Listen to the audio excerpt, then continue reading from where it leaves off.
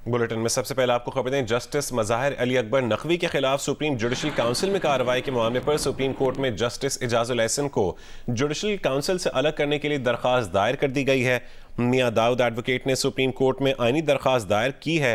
दरख्वास्त में मौक़िफ़ अपनाया गया कि जस्टिस इजाजुल एहसन की जगह दूसरे सीनियर जज को सुप्रीम जुडिशल काउंसिल का हिस्सा बनाया जाए। जस्टिस इजाजुल एहसन को जस्टिस मुज़ाहिर के खिलाफ शिकायत सुनने वाली काउंसिल से अलग होना चाहिए। जस्टिस मुज़ाहिर के खिलाफ करप्शन मिसकॉन्डक्ट का रेफरेंस जुडिशल काउंसिल में ज़ेर समात है। साइल की शिकायत पर judicial council justice Mazahar Naqvi को दूसरा शो कॉज जारी कर चुकी है। शो कॉज में जस्टिस मुज़ाहिर नकवी से 3 ऑडियो लीक्स के बारे में सवाल किया गया है। तीनों ऑडियो लीक्स मुकदमात की फिक्सिंग और गुलाम महमूद डोगर केस से मुताल्लिक हैं। बानी चेयरमैन पीटीआई की तोशाखाना रेफरेंस फैसले के खिलाफ अपील वापस लेने की दरख्वास्त मुस्तरद कर दी गई है। इस्लामाबाद हाई कोर्ट के चीफ जस्टिस आमिर फारूक ने दरख्वास्त मुस्तरद करने का फैसला सुना दिया। इलेक्शन कमीशन ने 21 अक्टूबर 2022 को बानी चेयरमैन पीटीआई को नाअहल करार देने का फैसला दिया था। बानी चेयरमैन पीटीआई ने फैसले के खिलाफ गुज़श्ता बरस 28 अक्टूबर को हाई कोर्ट से रुजू किया था। लाहौर हाई कोर्ट में मामला ज़ेर इल्तवा होने के बायस फैसले के खिलाफ बानी चेयरमैन पीटीआई ने 18 जनवरी को अपील वापस लेने की दरख्वास्त दायर की थी और 13 सितंबर को फरीक़ैन के दलाइल के बाद अदालत ने फैसला महफूज किया था।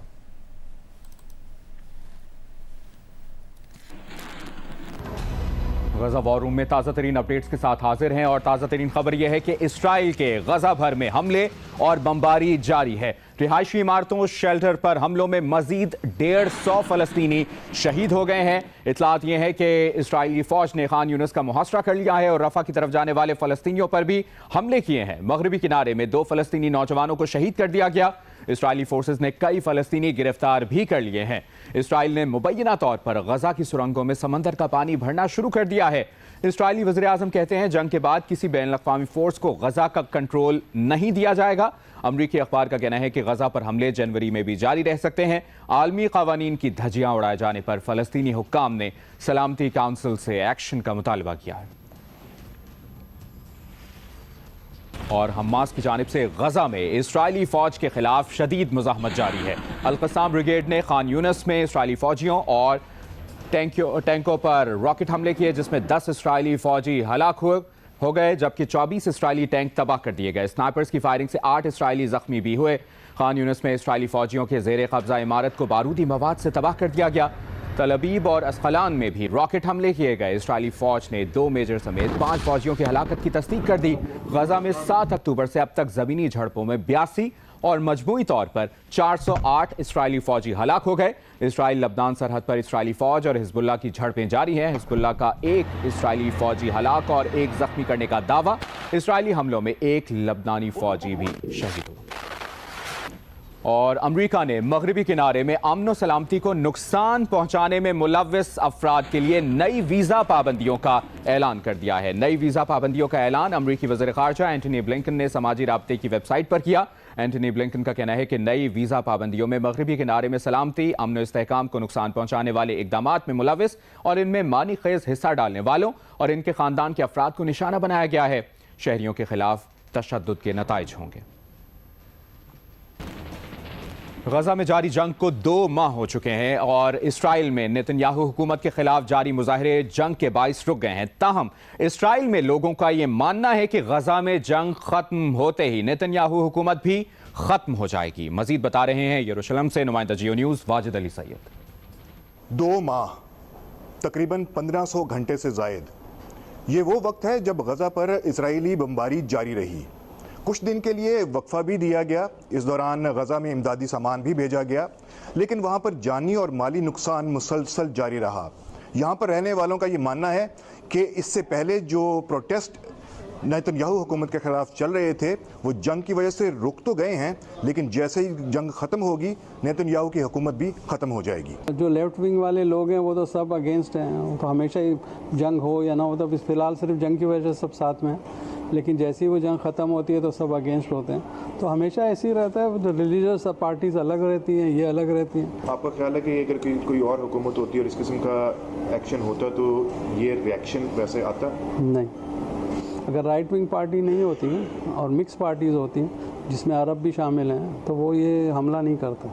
इसराइल की दीगर सियासी जमातें, सिविल सोसाइटी जारी जंग के पेश नज़र हुकूमती इक़दामात पर कम तनकीद कर रहे हैं, लेकिन बज़ाहिर बाहर की यह खामोशी इसराइली शहरियों और हुकूमत मुखालफिन के अंदर पकने वाले लावे की निशानदही भी कर रहे हैं। वाजिद अली सैयद, यरूशलेम, इसराइल। गज़ा वॉर रूम से ताज़ा तरीन अपडेट्स आपने जानी। आप जियो न्यूज़ के साथ रहिए।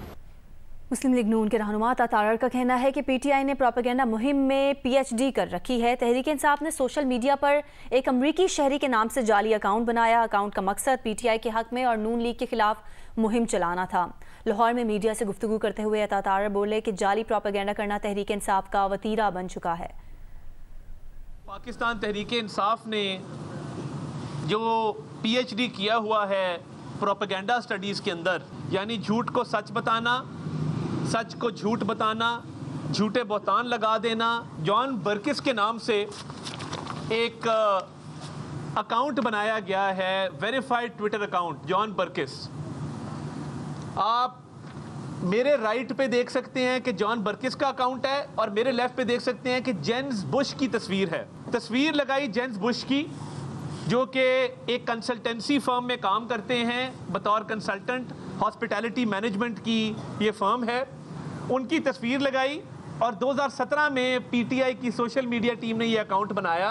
तस्वीर असल आदमी की है जिसका नाम जेम्स बुश है, उसका नाम जॉन बर्किस रख के तो एक फेक ट्विटर अकाउंट बनाया गया जो 2017 में बना, मगर इसको फाल किया गया 2022 में। आपको नजर आएंगे कि इस अकाउंट के फॉलोअर्स सारे के सारे पीटीआई फॉलोअर्स हैं। एक सियासी जमात तहरीक इंसाफ के एजेंडे को परवान चढ़ाने के लिए ये अकाउंट इस्तेमाल किया गया और किया जा रहा है। अमरीकी साजिश का बयानिया लेके चलते हो तो ये अमरीकी आदमी से अप्रूवल की ख्वाहिश क्यों है कि वो हमारी इस पे मोहर लगाए कि इमरान खान ठीक है। तो ये जाली अकाउंट बनाकर प्रोपेगेंडा फैलाना ये इस जमात का वतीरा बन चुका है। आगे बढ़ते हैं। लाहौर एक बार फिर फ़ज़ाई आलूदगी में पहले नंबर पर आ गया है। शहरी इस स्मॉग की वजह से मुख्तलिफ बीमारियों का शिकार हो रहे हैं। इस वक्त स्मॉग की क्या सूरत हाल है बताएंगी जियो न्यूज़ की नुमाइंदा हफ्सा उस्मान।